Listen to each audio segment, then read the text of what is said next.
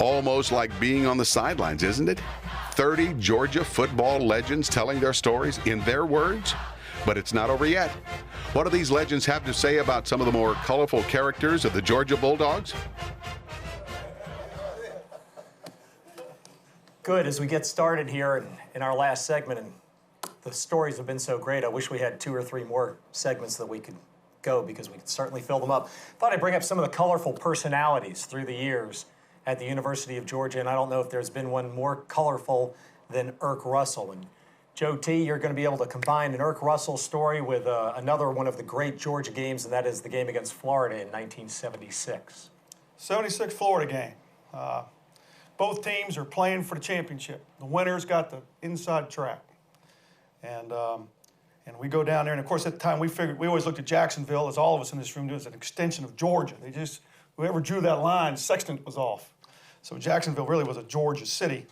Of course, we go down there and we go into that game confident that we're going to win this game. Of course, all of us that played for Coach Dooley, going into any game, you felt like you were going to win. But when you had Erk Russell there, and even offensive players, you didn't worry about the defense because you knew Erk was going to have them ready to play. And so you had 2 guys that just gave you the feeling that you would win this game. All you had to do was go out and perform. Well, we go into the first half, and at halftime, it's 27-13 Florida. And, of course, the offense had fumbled twice, and I still remember diving and running after them fast guys, and Joel Parrish is up against the fence. I'm off the field, and we're out of air trying to catch the guys running the balls against us and scoring. And so we go in the locker room at halftime, and we're behind 27-13. And the defense, they go all through the main room into their own room, and the door closes. And offense, we're all in our own room, offensive linemen together. And Bill Pace gets on the board after he visits with the offensive coaches, with Mike and Pat, and says, "Man, we're not going to change anything. We just got to stop fumbling the ball. We got to stop throwing interception. We just got to run our offense." And that was really all they said.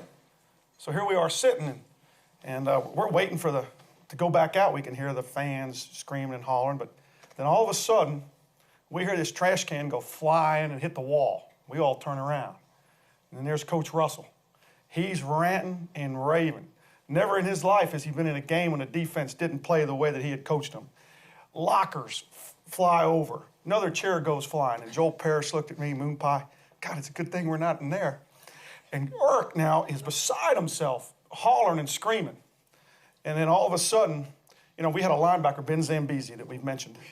And one thing that Ben always did before all football games, that he would emotionally get so into the game that he'd always have a trash can between his leg.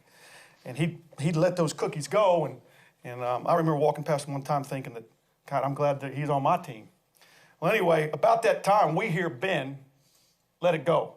And at that moment, the door flies open, and the defense comes storming out, and Coach Dooley was standing by the bulletin board where the chalkboard was done, and they walk right past Coach and right out the door. No halftime speech by Coach, which you always have. And Coach looked at the offensive players who were all sitting. He said, "Well, let's go." And that was it. That was the best halftime talk we'd ever heard. And then we go out there, and we kick off to Florida, and the defense stops them 1, 2, 3. They go for it on 4th down. The defense stops them. And as we run on the field, the defensive players were foaming in the mouth, red-eyed, screaming and hitting us about winning the game. And from that moment on, we scored every time we got the ball, and our defense stopped them. So Coach Russell always had that knack of finding when to motivate. And not only did he motivate that defense, it motivated us, but even more than that, instead of the same disciplined talk that Coach would always give, he said 3 words: "Let's go." And that's when we won. Well, excuse me. He said, "Well, let's go." Making a long speech. He didn't have enough. And the Dogs scored 28 unanswered points in the second half. And it went 41-27. 41-27. Success was already on his way. Didn't need to interrupt it. That's right. That's right. Bill, Erk Russell. Erk was the master of motivators.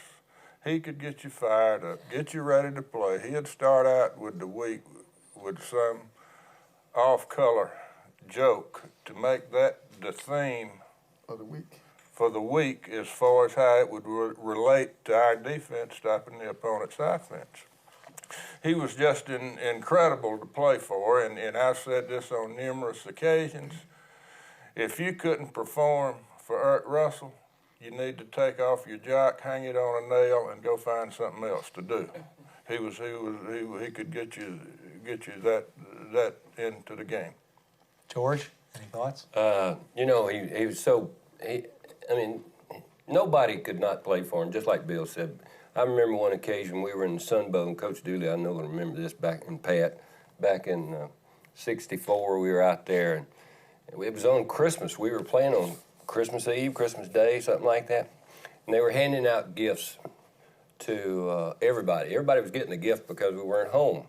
He was calling out names. He'd say, here, Pat Hodson, here, George Patton, and then all at once he came up and said, here, who in the hell is Patty Tumlin? I'll never forget that as long as I live. She was a cheerleader. Her name got stuck in our bag. Scott, you had Coach Russell towards the end of his reign in Yeah, Athens. he was interesting man as far as his motivation. The championship game and the defense has been on the field, it seemed like, all day.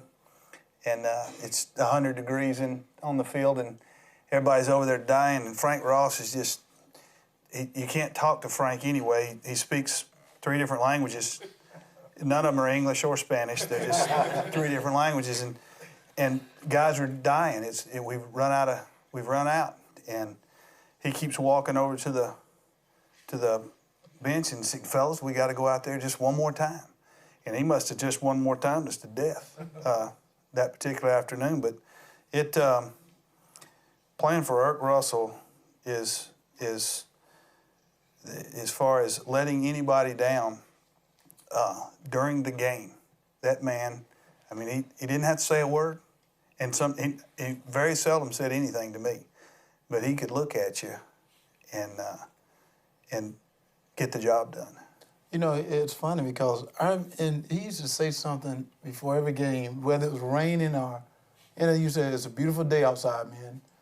This is a day the Lord has made, and let us rejoice and be glad in it. He used to make that statement, and I think before every game, it used to be raining. No matter what, he said, it's a beautiful day outside, man. The one thing that I take from Georgia that I still use is in any new experience, regardless of what it is, he used to look at it and go, what an opportunity. Every one of them, what an opportunity. It doesn't matter what it is, but, he looked at it from that perspective, and that has stuck with me forever. The other thing Coach Russell would do, I remember the offense, we'd turn the ball over when I was playing or coaching, and be on, like the 4 or 5 yard line, they going in, and Coach Russell get defense, he said, we got them right where we want them. And he used to say, he'd say that, we got them right where we want them, and send the defense out there. But the other thing that I'd like to say about Coach Russell, which I think is very hard to say about anybody that's ever coached football, I never playing there and then staying on with him coaching a few years, not as long as he left after the 80 season. But to this very day, I don't think I've ever seen a player that didn't love and respect Coach Russell. And no matter what kind of coach you are, everybody ain't gonna love you. And not everybody. But I have never found anybody yet that I played with or coached the years he was there that didn't love and respect Coach Russell. And I think that's what separated him. We had fun in 1980, Coach. I don't know how it got started. Maybe you could tell, but early in the week, game week, he would read a telegram from the opposing coach, and sort of picking on one of our defensive linemen, Robert Miles. And the telegram was always the same from the opposing head coach, and that was, Robert Miles is a wussy. But he used a different word. And we looked forward to that every week, and it went on, for 11, 12 weeks there. It was great. Robert took it like a champ. He was great with it. P.S. Yeah, he had this unique ability to come up with things. A lot of it was with his head, his circle butt drill, and before a game, and then he gets hit in the head and he starts bleeding when you're out there, and of course players like nothing better to see coaches bleed. So I mean, got them all excited, and then he'd have the scab there, and then just about ready to scab over, and then the next Saturday comes, he gets out there in the middle, hits, that scab comes off, and here comes the blood down. Everybody gets all excited. In the '76 season, some may remember, the team shaved their head, and I walked in there, and all of them shaved their head, and I had to say something, so I said, if you win the championship, I'll shave my head. I didn't think we were quite good enough to do it, but we did anyway, and so I shaved my head, and Irk looked at me and said, you set bald heads back 30 years. Stepping back another generation, Quentin Lumpkin. John? Best man I ever knew. Taught me more about life than he did football. Because I was probably one of the family. And but boy, what a man he was. What a player he was. Darren? Coach Lumpkin, I love Coach Lumpkin because he was from Macon too, but he was way ahead of us. But that freshman year, when I had that broken neck, I remember I was in the hospital down in Macon, and Coach Butts and Coach Lumpkin came down there and came in the room and everything,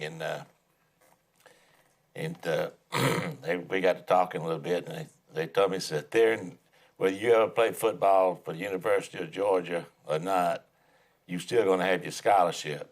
And I remember looking up at Coach Butts, and I said, don't worry, Coach, I'm going to get over this, and I will play for the Georgia Bulldogs, because that's all I ever wanted to do when I was in high school and grammar school. That's all you heard then was Georgia Tech and Georgia. But the name Wally Butts is somebody you just wanted to play for. And then along with Coach Lumpkin, he looked after everybody in Payne Hall. When you came in as a freshman, if you had any problems or anything, Coach Lumpkin would be the first one you'd go to, and he would look after you. So to me, he was a great, great person. Everybody I've ever heard said that he was a real man. Yeah. He was that. He was a real man. I remember that. He was Coach Butts' sergeant of arms. Charlie earlier, he was talking about having a lineman stand up, get hit. Well, Coach Butts would say, take John Carson down to the end of the practice field, and we had corrugated fence, and he said, teach him how to pass block. And so he would take him down, put him in the corner, and he'd say, you come out any way you can. And he just left him down there. That's all he was doing. I mean, he just, bam. And they'd come back and they had blood and they had sand and stuff in their face. But that was the way he corrected pass protection problems. But he was a great athlete.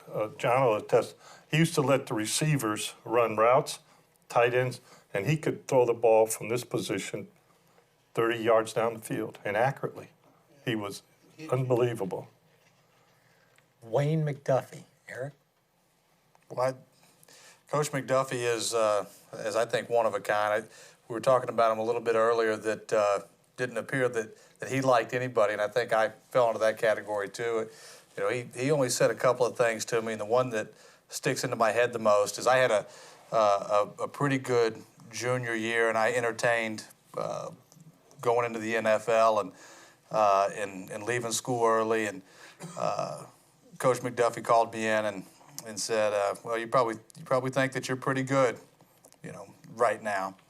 And he said, I know you're out there taking a look. And the previous year, my sophomore year, I didn't have a real good year. And he did a lot of things offensively to help kind of protect the year that I was having and overcame a lot of the mistakes that I had made. And he gently brought that up and reminded me at that time. He said, you know, we've got guys out there. I know you're out looking. He said, I'm not looking out at Charlie Ward and trying to get him to come over. And Charlie was quarterback at Florida State at that time and just doing some awesome things. And quickly reminded me, and I think this is what he was a master at, is one, he was a master at discipline. You were always going to do the right thing, and you were going to work extremely hard at what you're doing. And he was never going to let you forget about what it takes to go be your very, very best. And he was a master at it. He pushed you so hard that when you got into the game, it was a relief because you didn't have to go deal with what he was doing every day and with the kind of pressures he was bringing at you. You could get into the game and kind of free yourself up. But he was, I know a lot of guys, and obviously I was playing quarterback at that time, but every one of our offensive linemen, after making it through and fighting through with them, at the end of the day and at the end of their career, look back to Coach McDuffie as I did with an awful lot of respect, because he teaches you a whole lot more about life and working hard and never giving up and getting the very best out of what you do every single day, and carries it over to the football field. So it was quite an experience to work with.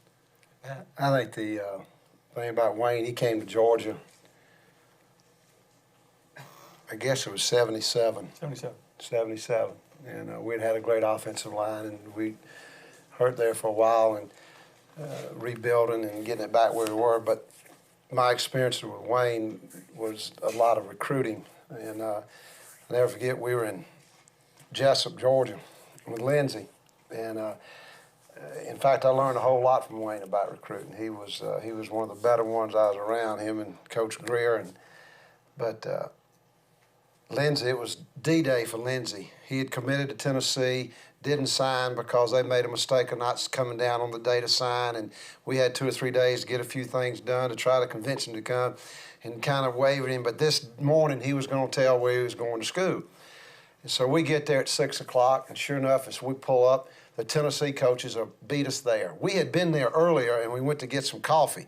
Of course, McDuffie, I thought he was going to kill me because we came back, and they were already in the house. And so we go to the door. I go to the door with Wayne and knock on the door, and Lindsey's mother comes, Johnny May, to the door, and she said, the Tennessee coach is here.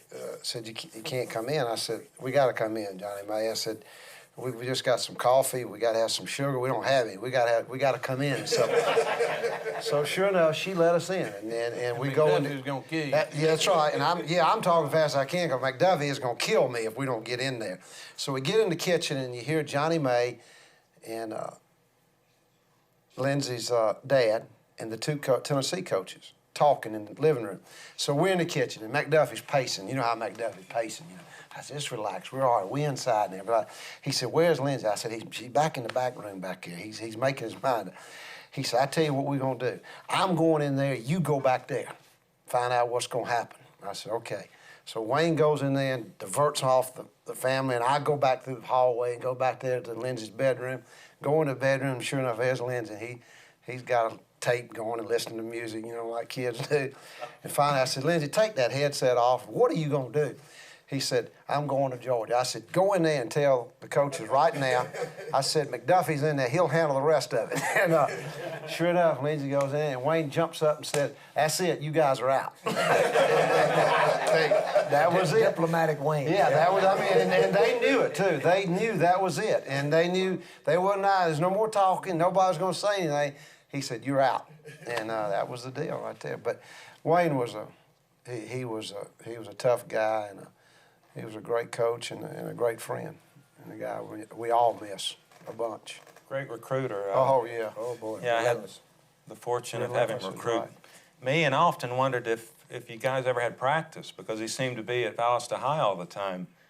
And he was great at saying, well, what did the Tennessee coach tell you? Did he tell you he was at your game Friday night? And I said, yeah, Bobby Jackson said he was there. He said, he's lying. He's lying. He wasn't at the game. What's Florida State telling you? You going to go down there and throw the football? He said, we're going to throw the football at Georgia, too. And, you know, you look at Wayne McDuffie, you believe it. That's right. Sure. You weren't going to tell Wayne McDuffie you were going somewhere else. So. We used to send him out on the road after the Wednesday practice. So he was out there recruiting, and he was one of the very best. But we also needed to get him out. Give everybody a rest. Give offense a lot of rest. I'll never forget telling him I was coming to Georgia, and he said, great, let's go get Lindsey Scott. And Yeah, that's right. You know, I was recruited by Wayne, too, and I used to remember him. I used to be around the school, and he'll come in, and, you know, guys would come out and say, yeah, that man from Georgia, he's looking for you. I used to come in there, and I'll see him, and he was a sharp dresser. Oh, man, he was the sharpest dresser I ever seen, I mean, and, you know, I remember when we did sign, he locked his keys up in the car, and he was pissed off. He was pissed. But when I got to Georgia, you know, typical McDuffie style, you know, didn't say a whole lot, you know. He was a real intimidating type of person.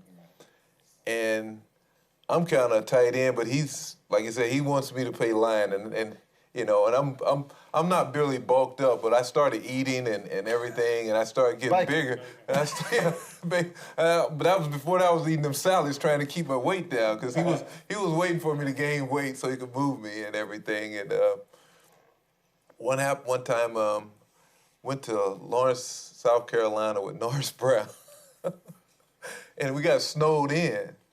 And I had called my coach back at Thomasville High, Coach Hughes, and I had talked to him because I wasn't getting to play and I was thinking about leaving. And I got snowed in, so we were late getting back to school, and Wayne came over there. Thinking about leaving, huh? Okay, all right.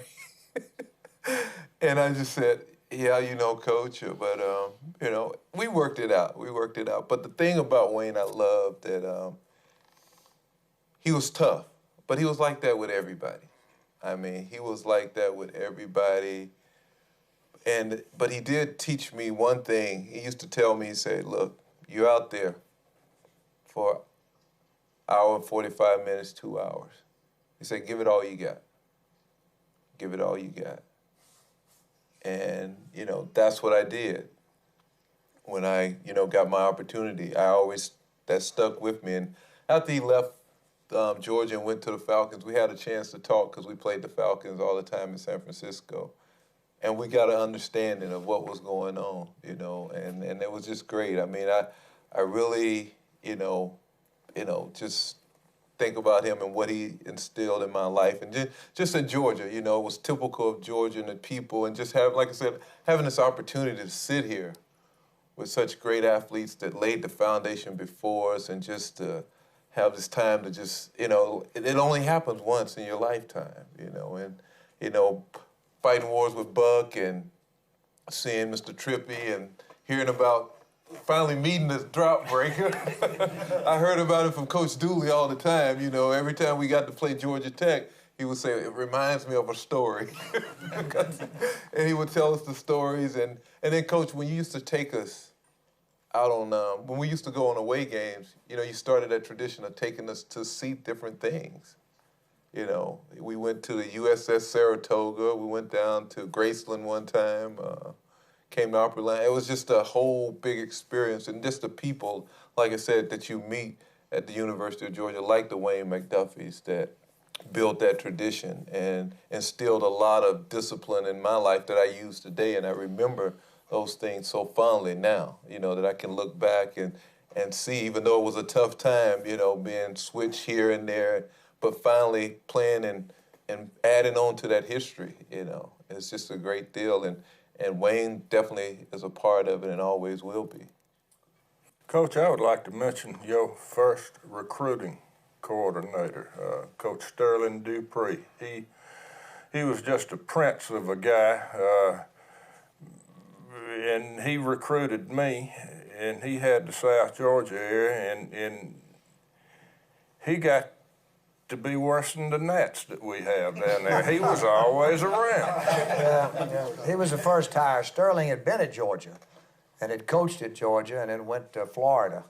So when I got there, I felt like the first thing I needed to do was get him back to Georgia. And so I brought him back as a recruiting coordinator. And Sterling is his name, which means genuine, and he was really a genuine person. And he knew South Georgia. I mean, he'd get in a car and they never knew a highway number. They just knew routes, you know, and he and John Donaldson both. And he was great. He lived down there. He didn't do any coaching, so. And he was, that's right, Bill was the first one. How about Uga? Any Uga stories?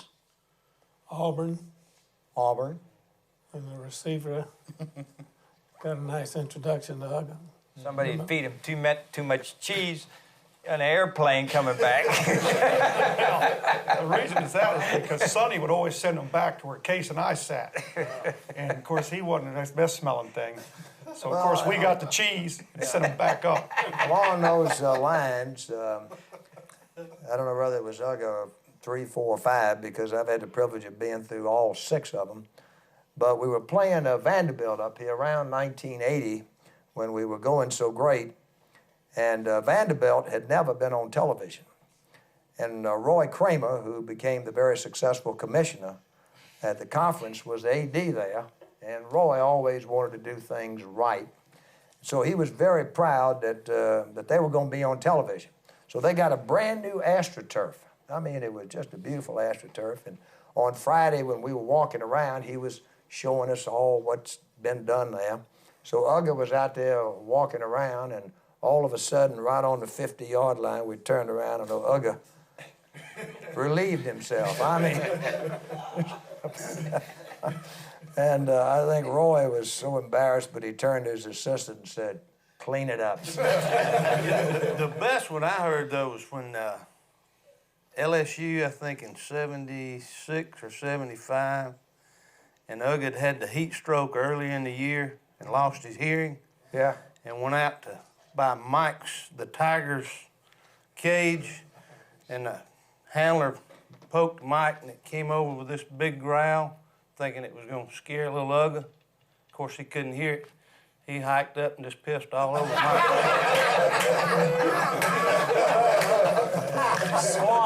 Squab Jones. Anybody got a good squab story? I got a good squab story. You need a knife? Nah, I don't know. When we went on the road, we always buses used to pick us up in front of the dorm. And then the deal was you can't go on the road with nothing on your face. You had to, if you had something on your face, you had to get, you had to go back and get it off before you got on the bus. You couldn't have no facial hair. So, we all caught the bus in front of the dorm, ate lunch and caught the bus. And I don't know, it might have been, Coach Casey might have sent somebody back. It might have been Melvin Simmons, I think, that had a little bit of, he had to go back to the room and get it off and before he could get on the bus. And anyway, Coach Dooley sits at the front, usually to the right, and of course Squab sits up there. And Simmons we're waiting on Simmons. And for some reason, Coach Dooley hadn't gotten there yet. But Melvin came back and all the seats were filled. And he was looking around looking for a seat, and Squab said, "Well, I don't give a damn where you sit, but that's Vince's seat right there." Let's get back to a little more football right now, and I was looking at some different streaks. Terry Hogue, you won 23. You were on the teams that won 23 straight SEC games. Is that correct? Was anybody else 80 through 83? I know, Guy, you were there, but you're lettered in 79. So, but 23 straight SEC games without a loss, and of course you were there, Coach Dooley. Yeah, and then Auburn, Pat, broke our streak. We were going for the 4th SEC championship, and they had a heck of a good team, and we had a hell of a battle down there. And we did rally right there at the end with a chance to win because we had gotten used to coming back and beating. There was a great psychology, but they were awfully good. So that was a great run. Yeah, 23 SEC victories in a row. Invincible? Were you feeling invincible? I don't know about the rest of the guys that I played with. It was just instilled in us. I mean, from the time that I stepped onto a Georgia soil, there was nothing that I saw from anybody that I dealt with, coaching staff down to the players, that indicated anything other than the fact that we were going to win. And not knowing very much about Georgia history, I had no reason to question it. I was like, all right, that's fine. And the one thing that I can say about the people that Coach Dooley put around him as players and coaches is that, as far as I know, everybody, and one thing that he did that was amazing is he allowed everyone to kind of do what it was that they did well. And it all might be a little bit different. I know that Coach Dooley made some concessions to me to be able to go to labs and stuff that were in the middle of practice, or, and allowed me to do things that I needed to do to make me feel like I was getting a full complement of education and football from the University of Georgia. And to the man, when I looked around, it looked to me like every other person was being handled the same way and expected to win. I mean, that's what we were all there to do. And so it was not shocking to me or unexpected that we had that run. I kind of expected that's what was going to happen while I was there. And looking back on it, I realize now that it was an amazing run and very hard to duplicate. But, I've been on other teams that haven't had as long a runs, but it's that same persona that everybody maintains that makes you win. And when I was with the Redskins and we did so well, it was the same atmosphere from the coaching staff all the way down to the players, is that we were there for one reason, and that was to win football games. And I can remember the Auburn game that we ended up losing, and that was heartbreaking to me. Not so much because it ended a streak, but we had put ourselves in a position at the end of the game where and I wasn't even on the field towards the end, but I had faith in every single guy that was on that football team to the man that we were going to find a way to win. And to be honest with you, I was shocked that we didn't. And I'm just curious, Coach Dooley used to send us out to a football game. I want to know from other guys that played with him. It's kind of like Pavlov dogs or something. Some things that trigger me. And when I was in the NFL, it was the national anthem. You know, when I heard the national anthem, it was time to buckle your chin strap and go hit somebody. When Coach Dooley used to send us out of the locker room before the game, he always said, play with your heart, but play with your head. And I was just curious if there's, did you use that your entire career? Because I know you used it the entire career that I was. Yeah, I heard it often. Yeah. You know, you don't know what you say sometimes. And I'm amazed at some things that people say I said, and I have no recollection of saying them. But that turned a switch on me. Every But time you sure got to play with your head and you got to play with your heart. And if you don't play with that and your gut, everybody knows that. Glenn, you were part of a nice run from 73 until 76. Georgia played, I think, 11 ranked teams and beat 8 of them, and you were a big part of that. You were a little surprised when I pulled that stat out earlier, weren't you? That's a pretty good record to have. Yeah, because 73 and 74, we were pretty mediocre teams, and the 75 team, we kind of turned things around. That was the junkyard dog year. And then they won the conference the next year. And I know during that spell, we beat Florida 3 times in a row, which was big. And in 76, of course, beat Alabama. And the 75 team, when we beat Florida, that was one of the biggest upsets I was ever involved with, because we really didn't stack up very good. It's like the Texas game in '82, you know. On paper, they should have wore us out, and we kind of upset them. And that was the Appleby end around long pass to Washington at the end of the game. So what were you doing during that play? I was faked up the middle and blocked, but I was on the field. Had a good seat. One of the funny stories about that play is Alan Trammell was the Florida secondary coach. We had, Richard we knew could throw from practice, had, just one of these long arms, and Gene Washington was the receiver, and Alan and I had played against each other in college, and we were friends. We'd always see each other after the Florida game before one of us would get on the bus, and so we were talking after the game, and he said, I knew y'all were going to run that play. And he said, we practiced all week. So I knew you had something like that, And so he said, I told my guy, if Gene Washington does something, you just tackle him. You just tackle him. I said, well, Alan, I told Gene all week, I said, Alan's going to have that guy try to tackle you as soon as you break the play. And I said, when he goes to tackle, you better miss. We worked all week missing the tackle, and sure enough, it worked, Also in 75, the shoestring play. Shoestring play. That was interesting because we had a line coach, Jimmy Vickers, who thought that the way Vanderbilt huddled, holding hands and turned inward, had no position or no place in football. He came down to our meeting, and he drew up the football, and he lined us up, and he says, here's this huddle. He says, I can't stand this holding hands. So we're going to run this play to the right to set the ball on the right hash mark. Ray's going to kneel down in front of this ball. You linemen line up 7 yards on this line of scrimmage. Richard Appleby, you line up here. Glenn, you line up here.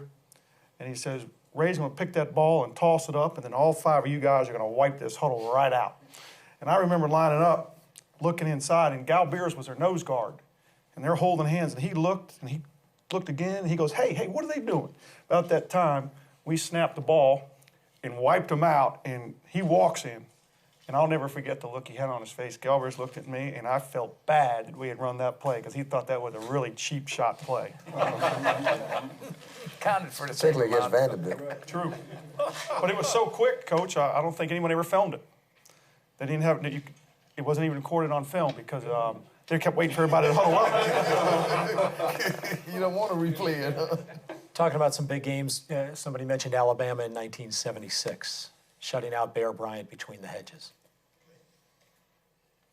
Was anybody who was? I was on there, the- Coach. I was You there, were there? Coach. My senior year. I was there. Coaches. I was the recruit on the sidelines, and it was Good. one of the Alabama most had won awesome games I've 5 ever straight, seen. Mike, or 4 straight conference championships. And Pat would know that. 71, Yeah, during 72, the 73, decade of 74. the 70s, Alabama really dominated the conference. 72, 70. Well, the night before that game, at 5 o'clock, they closed off the road where the railroad tracks were, because there was 10,000 people there. I was one of them. All right, so they're there. At 7 o'clock, they close off the bridge, so you can't even get by. And I remember we went to a movie that night.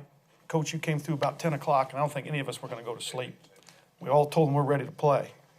And when we came in the meeting room, the Coliseum, and you walked in, and normally you would cover special teams, defense, offense, covering all the points, always serious.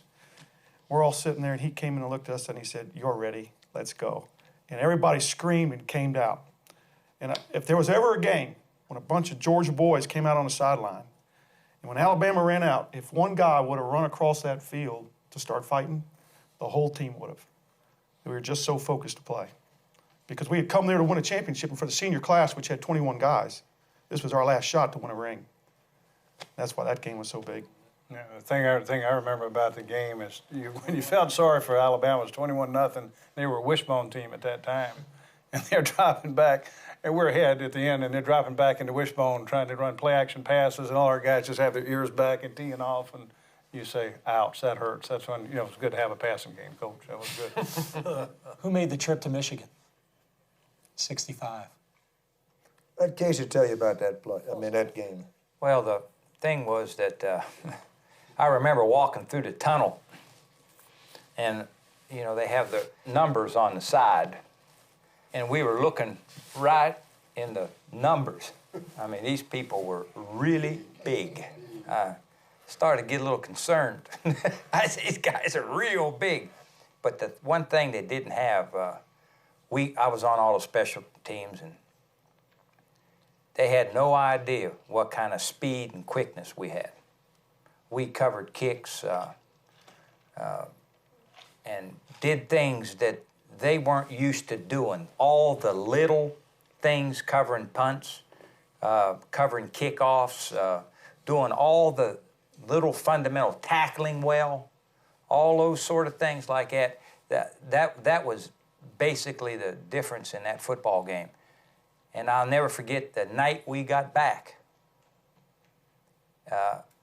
Plane landed, and those people were out there at Ben Epps Field. Pushed that fence down, you remember? Yeah. Pushed that. There I was thought about there was a 15, big 20,000 wreck there in people. Athens. I've never seen so many. Yeah, and we were coming from the airport, and there were people all the way To all the way back into town, Yeah. parked on either side of the road. I don't believe I've ever seen it like that since or before it, but that was really a chilling. Man, we did something pretty good. We just went out there and played real hard. I think there was a lot of regional pride in that. We went in Martins too, didn't we? Go in Martins. We We had to land somewhere. here in Nashville and refuel. And that it was about 220 degrees in that plane. I remember him making us wear coats and ties, and we were all soaked through wet. Did the first team ride one plane and the second team ride another, like we did back in 77, I don't know. 78? Yeah, I think he did it just like the bus list. Bus list? He just But did like the I bus. think that John's point about it being regional is this separated that game from any that I can ever remember, because when we got back, I heard, it seems like, from every school in the South, telegrams. Back in those days, you just sent a lot of telegrams. And every state in the South was sending telegrams congratulating us. It was kind of like we had another shot at Gettysburg and we won. The whole South was really excited about it. Beat the Yankees. Talk about the plane coming in and all those people after the Michigan game. A funny postscript to the 1980 win over Florida. Buck, you were telling us at lunch today. Well, it seemed as though, if you, as a student, if you didn't go to the Jacksonville to the game, you went home. So we flew back after the 80 win.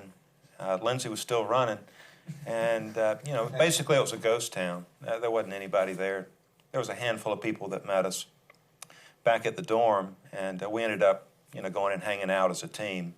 And it was special, just not a lot of students around, just the team.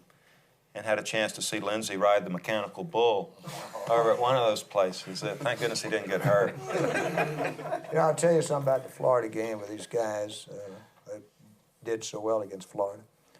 Every time that we would get ready to play Florida, Buck and Lindsey, they'd be sitting up in the seat when we would meet. Herschel would come out and be dressed in his finest. I mean, he would walk tall. There was something that got people excited about playing Florida in Jacksonville.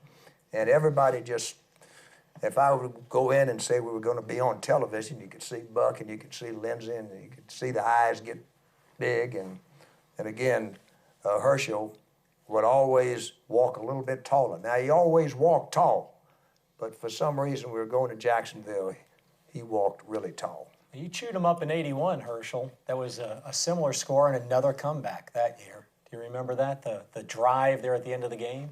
Well, I think that's when I had fumbled that kickoff. I think I tried to run it out of the end zone, and I think he tackled us on the 1 yard line. Is that the one? And I think Ronnie Stewart fumbled the ball, and they ended up scoring. So it was kind of embarrassing that I made that huge mistake. And so, like I said, I reckon not even stupid. I just think you're just supposed to play. You buckle it up and go get guys. Yeah, and I don't know if Coach Dooley remember this, but when I was being recruited, and Coach Dooley told me, he said, Herschel, I don't think you can play at Georgia. He said, you're from such a small school and stuff. And I think that was his motivation speech to me. And I always, and like I said, I was a mama's boy, and she's always said that, a man is the same no matter what, color, creed, he's the same thing. So I just always think you're supposed to do it. Like Terry was saying, you just buckle it up and let's go get it. And it'll be over with soon. The ball never got heavy? No, it never got heavy. I just said. I would prefer to talk about the '82 game when Alex Gibbs was screaming in my ear, knock him in the bay. We had River, whatever he said. He was calling it the bay, though. He says, knock him into the bay, John, knock him into the bay. And I think he had 247 yards, was it? Yeah, I didn't play him the last quarter. Yeah, and he had 247 yards in 3 quarters, and I never saw a coach as wild as Alex was that night. We were going across the St. Johns River. There's few times I ever thought the football team was ready to play. I always was scared that they weren't. But when we drove over that St. Johns River that day, I could hear the valves in the bus. It was so quiet in there. I turned to Alex. I said, Alex, I don't know much about it, but this team is ready. I said, this team. And we started chewing on him from the first minute on. And when he had 200, you had mentioned, how many yards does he have? I says, I don't know, Coach. Someone called upstairs, he had 247. I told it to you, and you acted like I was supposed to tell you every time he ran the ball. He says, get him out of the game, get him out of the game. Because we had a lot of work to do. We had to play Auburn the next week and play Georgia Tech. Take us into I was looking at them horror films. We were really a good team at that time. Yeah, those Florida games, that's one rivalry that I have Florida guys, and we dog them out because I never lost to them. And that was one game that you really, like you said, you got up for. I mean, it was halfway, but like you said, we owned Jacksonville. Jacksonville was our town, and you look forward to going down there. And, they used to have little bulldogs in the bottom of the urinal. So when you went to the bathroom, you had to pee on the bulldog and stuff. But, and you see the people falling out of the stands, they be drunk. I mean, it's wild. But we knew when we went down there that we wanted to win, and that was other than Georgia Tech, I mean, that was the rivalry. I mean, the Florida-Georgia thing, and there was some great games down there. I mean, there was some great games to drive, and then the year we went down there and just beat them. I mean, we just beat them like dogs. I mean, beat them like gators, really, like gators. But those were some great games and a great rivalry. Damon, you won in Jacksonville, didn't you? Yes, I did. I was fortunate to win the first 2 years. I did, and kind of took it for granted because we always hated the Gators, like everyone mentioned. But I never thought about losing to Florida, and unfortunately, unlike a lot of people in here, we started a streak against Florida that took some time to end. But it was special because I had the opportunity to play in the old, down there in the old arena compared to what they have now. And it was a certain feeling that you had. When you drove across the bridge, it was time to play football, and it was exciting, and it's something I'll never forget. You think about Georgia with all the different rivalries. You can think about Auburn and Georgia Tech, and all of them in the SEC are rivalries. But there's something about Florida. I'm just proud to say that I beat them twice. David, unfortunately, I picked up that streak that you started. I lived right through one where we didn't beat them one time. But when you talk about one of the greatest feelings that you can ever get, it is driving over that bridge. And the years I played was in the old stadium as well. And I played in a lot of different stadiums, in a lot of different places, at different levels. And I've never had that kind of a feeling going into a game like I've had at Georgia, Florida. And probably the greatest game I've ever played. And we actually came in on the losing end. But it's the one game, it was 1993, I guess is when it was. So one time I walked out of the hotel and I thought that there was no way we'd ever play the game. It was raining that hard, and I remember driving to the game, and you'd see fans wading through water to get to the stadium. And you got there, and the stadium was still packed. You'd step onto the field, and your foot would sink about a foot into the turf. And it was a great football game. As a matter of fact, it was a game that I think everybody here, it shows what Florida is truly about. They cheat an awful lot because that whole myth of a timeout thing. Pass to Jerry German. That's exactly right. I'm not sure where that whole timeout thing came into play, but they got it. We ended up not capitalizing and losing that football game. But one of the greatest games I've ever played in. But that whole rivalry is something that I don't think you could ever replace on any level. You proved you could throw the ball in the rain. How many passes did you throw? I think we threw 65. 65. And we had about 30 of them that were shovel passes to Shannon Mitchell, though.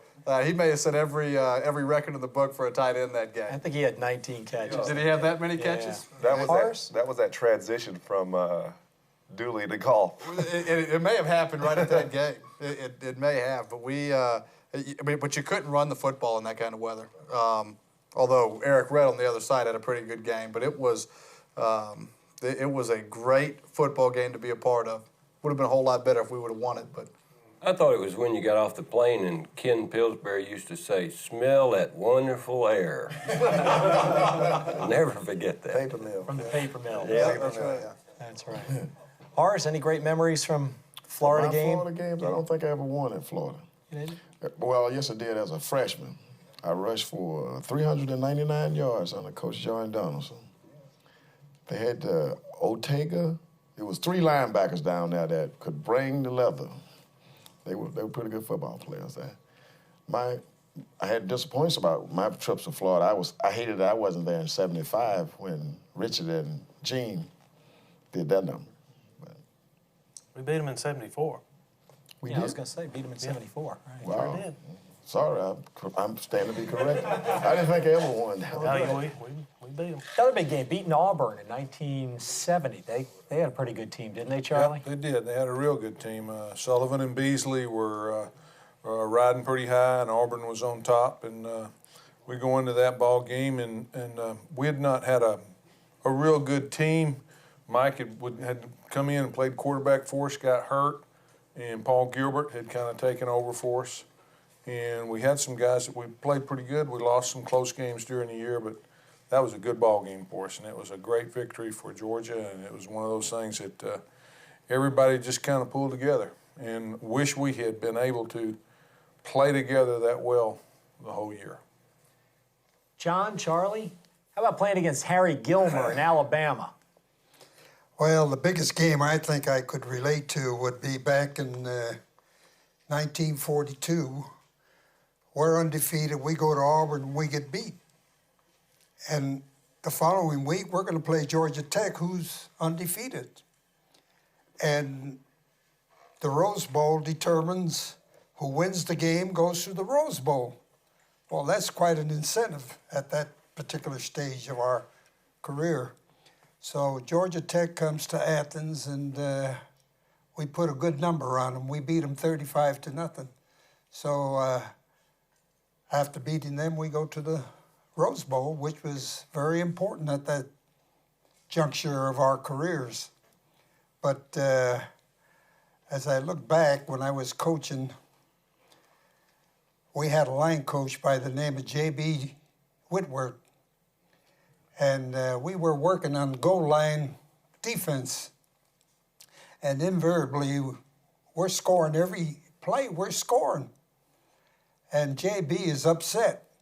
So he calls timeout, and he gets on his knees, and he prays up to the dear Lord. He says, "Dear Lord, I don't want two. Just give me one SOB that'll hit." So that was the crux of that. That's great. John, But I'm sorry. Finish, Charlie?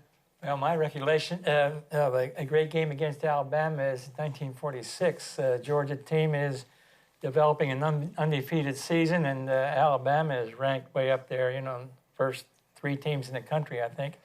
Gilmer's the big star, and he's jumping up in the air and throwing those long passes, and he was a great athlete and a great guy, really.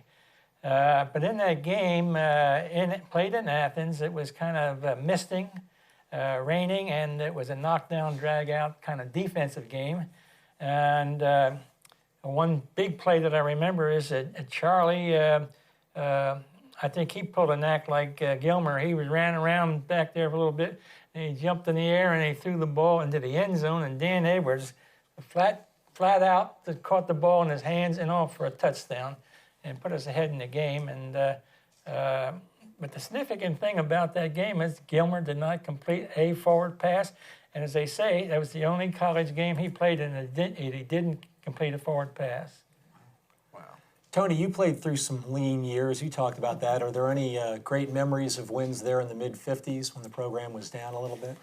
Well, my best memory of a game we played, and there weren't very many, to take my word for it, is we played Miami in Miami my senior year when they were ranked number 2 or 3 in the nation, and we, of course, didn't even have a winning season. We went there and played them at night, and we scored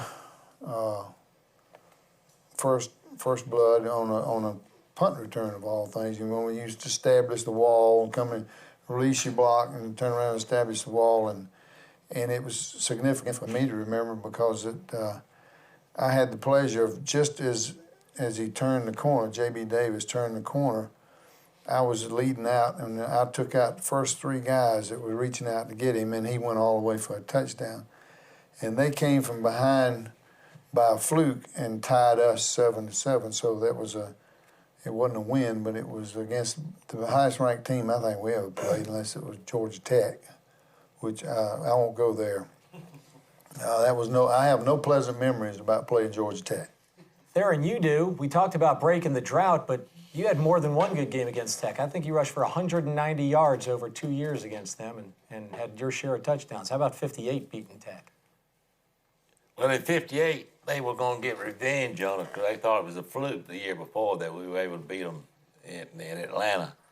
But we were ready for them again, so we got them again, and that was the first time in 10 years that we had beat them in Athens. So, and that started a streak then of 4 straight games, and then I think after that Tech won 2 or 3, and then Georgia Dooley 64 got that, and he took it over from there. 19-6, I believe, against the Yellow Jackets. Pat, we touched on 1959 for a minute, but we haven't talked about Francis to Bill Herron or anything about that game against. By the way, I'm 12-0 against Georgia Tech. All right, we like to hear that. The 59 team, we were picked 8th or 9th in the conference at the start of the season.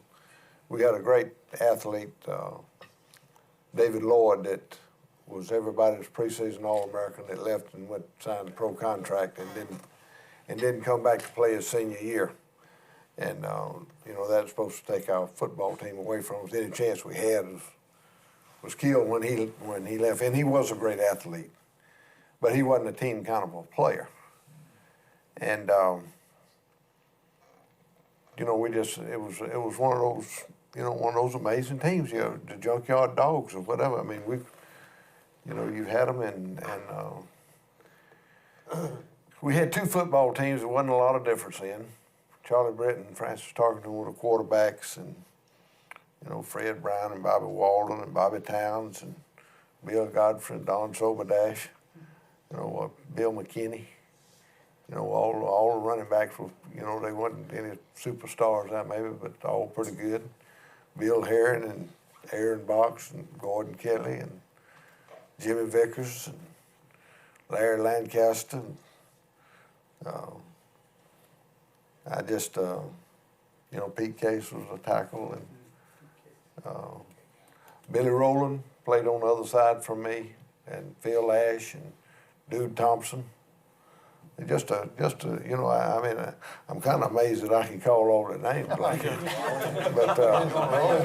But you know, Roy Bessel was a guard, Wally Williamson. But it was just two teams, two pretty good teams that we won some close games. You know, we beat Kentucky in Lexington. I think we had less than 100 yards of offense, and they had about 400 and something. They had a back named Sturgeon and one named Bird. They just run up and down the field against us all night long. Bobby Towns ran back a punt for a touchdown, and we blocked a punt for a touchdown and beat them 14-7.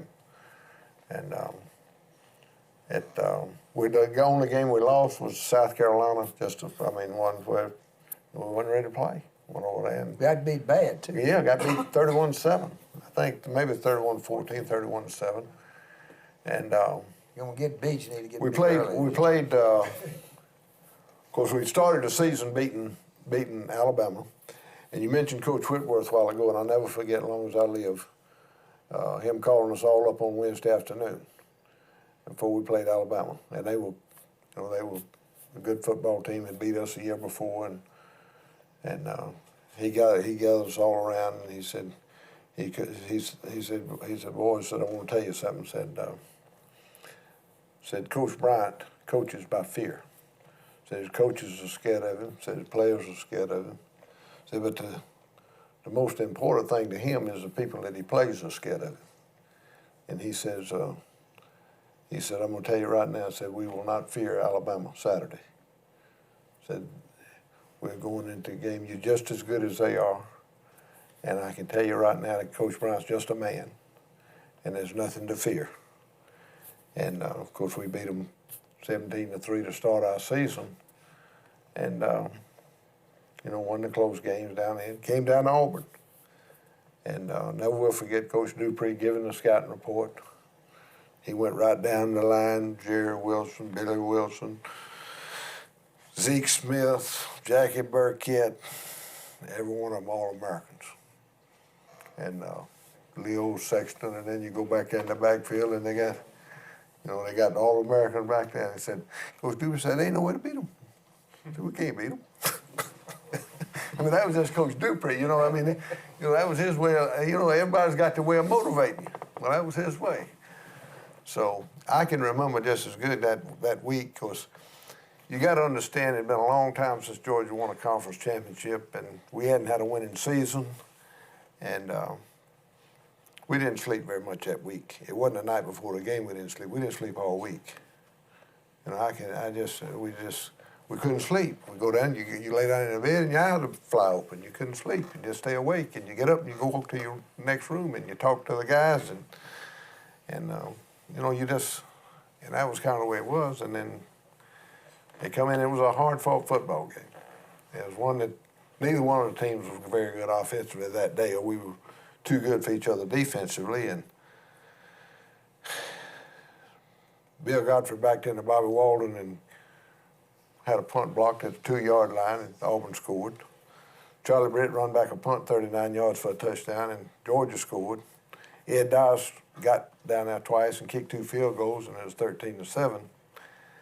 And Auburn had the game won. All they had to do was run the clock out. And I always will believe that Coach Jordan put Brian Harvard in the football game to run the clock out because he was from Thomasville, Georgia. Bobby Hunt was a quarterback, played all day long. I don't remember Harvard being in the game except for that game. But he ran a little old naked bootleg and just dropped the ball. I mean, didn't get hit, just dropped the ball. And we recovered it. From Thomasville, Georgia. Well, and we recovered it. You recovered it. Well, we were, it was just one of those things that was laying there, and I just fell on it. It wasn't nothing spectacular about it, but we did get the ball back at the 45-yard line. And we couldn't move the ball against Florida, but Francis completed 3 or 4 passes to Don Soberdash, our fullback, just a little old hook pass right over the middle. And we worked the ball down to the 14-yard line, the 15, maybe the 12-yard line. First and goal at the 12, or first and 10 at the 12. We run a couple of plays and end up and Francis gets thrown for a loss, and we get back. But the game comes down to 4th down, and it's about 14 or 16 yards, something like that. 13 yards. 13 yards. And I can remember just as good as if it happened 5 minutes ago. He walked into the huddle, and he said, all right, he said, Bobby, you line up at wing. So you go down and I want you to go down and hook inside. And said, Bill, you block down inside on the tackle and release and run the corner route. And I'm going to roll to the right and throw back and hit you for the touchdown. And I'm sure the play had some numbers to it, but that was the gist of the play, where, Auburn was running a 3-deep, and when the flanker went down and hooked inside, it influenced that corner just enough to let the tight end run the corner behind him. And Francis threw back and hit him for the touchdown with 30 seconds left to go. And hell, I come off the field. I thought we'd won the game. I didn't know we had to kick the extra point to win. It was one of those things. But it was a big moment for the Auburn team, and it was one of those things that, if you stay in football long enough, you're going to be on one of those teams. And it was a special team, and it was Coach Butz's next to his last year. The three and big I don't teams. know, Coach, were you there then? What year was that? All right, Tristan, you were there, I know. 59. 59. Yeah. You were there. The 3 favored teams were We beat Auburn the LSU, last play of the game. Auburn, and Ole Miss. That was the year that Billy Cannon returned the punt against Ole Miss Halloween night. Then a week or 2 later, LSU lost at Tennessee, so that came down to the Georgia-Auburn game to determine the championship. What a way to end our day today, with a championship, with so many champions here in the room. Before we adjourn, anybody who has a son, a father, a grandfather, or a brother who played at Georgia, will you just raise your hand so you get an idea of how many people have family who played in this room? That's fantastic, that the generations go on. So it's not only your personal family, but it's the family that we have here. We'll leave the final word up to you, Coach. Well, I don't know how to express what I know everybody feels, what a great opportunity this is, what a great enjoyment it's been this is better than a reunion, because usually a reunion is a class. But this cuts across classes of Georgia. The only thing that was left out probably was the 30s, and that was Coach Bill Hartman, that we could talk about for a long time, and what he's meant to the university, and Coach Harry Meir, who had some success and left Georgia and went to Ole Miss, where he had often said he got a lifetime contract, and they declared him legally dead about 2 years later. All heard that story. But there's just so many great memories, and I am proud to have been a part of it for a long period of time, and to have been able to really acquire great appreciation for the heritage of being a Georgia Bulldog. That's enough said. Thank you, gentlemen. That's right. Go Dogs. Thank you. What better way to sum up the history and tradition of Georgia football than by hearing it from the mouths of the people that lived it? 30 Georgia Bulldog football legends talking about their lives, the stories, the traditions, the victories and defeats. These are the people that made the University of Georgia football program one of the best in the country for the past decades.